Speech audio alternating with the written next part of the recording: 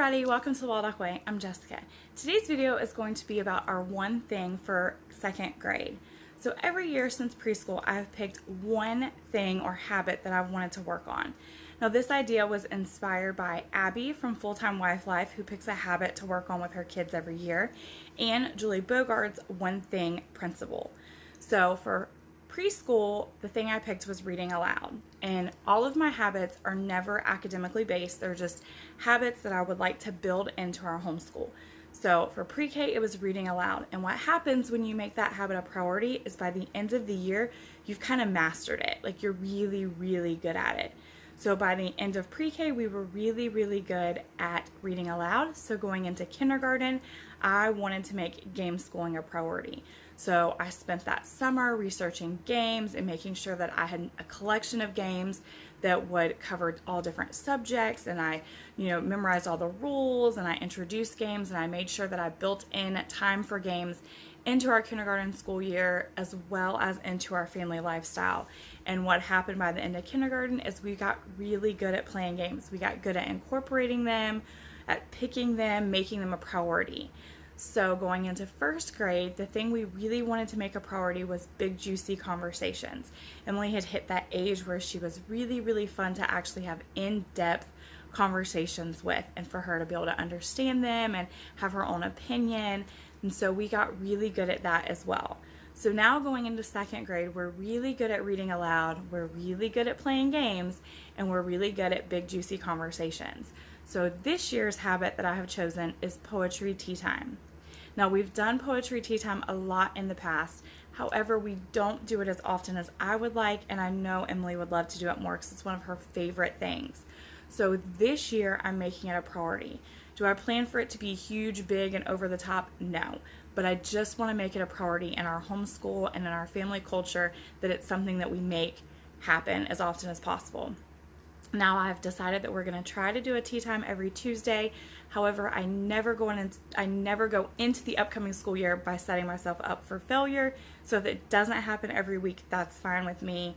I'm also not going to kill myself. If we have time and we bake something, fantastic. But I am totally okay with cookies from the store and lemonade out of the refrigerator. It does not matter to me as long as we are at the table together, sipping on a drink, reading poems, and eating a snack. Like that is my priority for tea time. But when I decide that I pick my habit for the year, I always make sure I set myself up for success. And by that, I mean we get a few new fun things for the school year to make it exciting and make it enticing and make us want to do it. So for this upcoming school year, I did purchase a few things, and then I'm also going to share with you some of our favorite poetry books that we already had in case you're interested in starting Poetry Teatime yourself and would like a few poetry books. So the first thing I did was I got on Amazon and I told Emily that she could search for any tablecloth she wanted. We were going to have a special Poetry Teatime tablecloth for the year, and absolutely anything she wanted she could have, and I would have absolutely no say in it. So this is the tablecloth that she picked out. I'm actually really happy with it. It's gorgeous.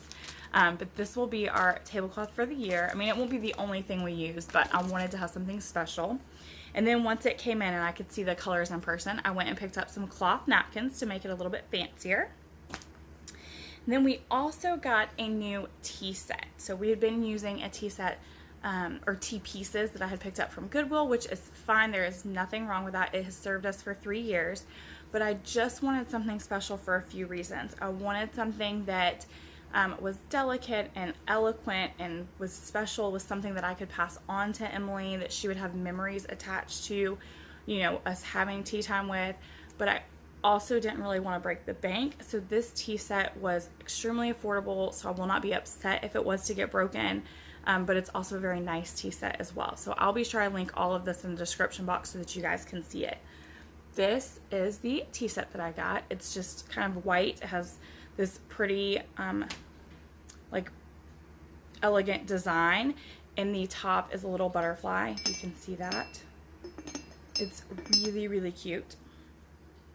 And then it also came with 4 saucers and cups, and the saucers have that same eloquent look to them, and the spoons as well. It came with the cream and sugar, And then it also came with a dessert tier plate. So it was a set that had everything we could need for the year, and I was very, very excited about that. Then I let Emily pick out 2 poetry books that I was going to get for her to have new poems for this year, and she picked out Poems to Learn by Heart, as well as the new Jack Prolexi, Be Glad Your Nose is on Your Face. We love his poetry, so she, when she saw something that was kind of like a collection of his, she knew she wanted it.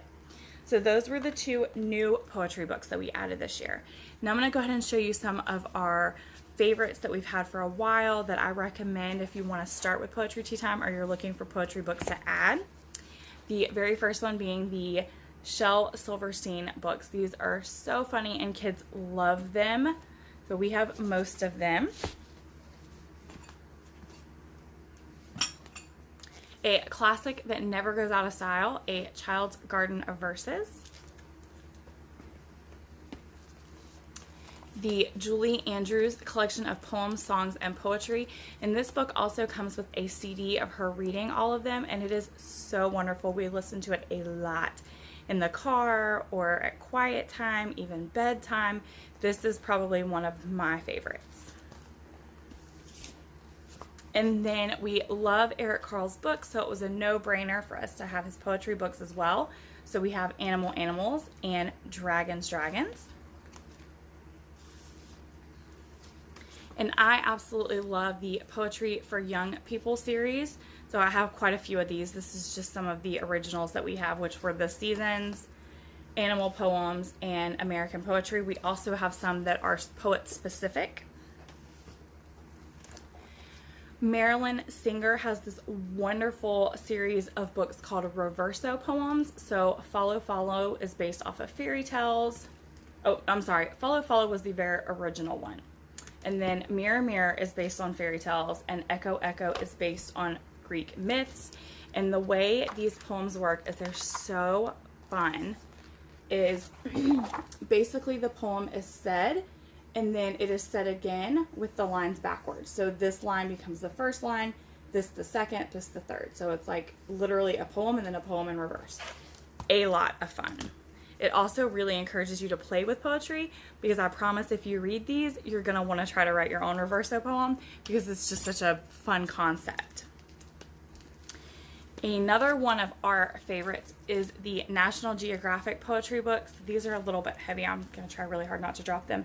But we have the Book of Animal Poetry, the Book of Nature Poetry, and then I also have the Poetry of the U.S. And what I love about these is that it is photographs.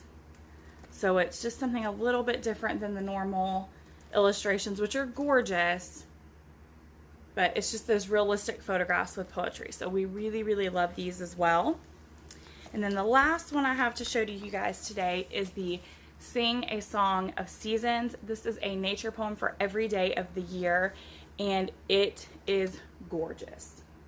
The illustrations are gorgeous. The poems are beautiful.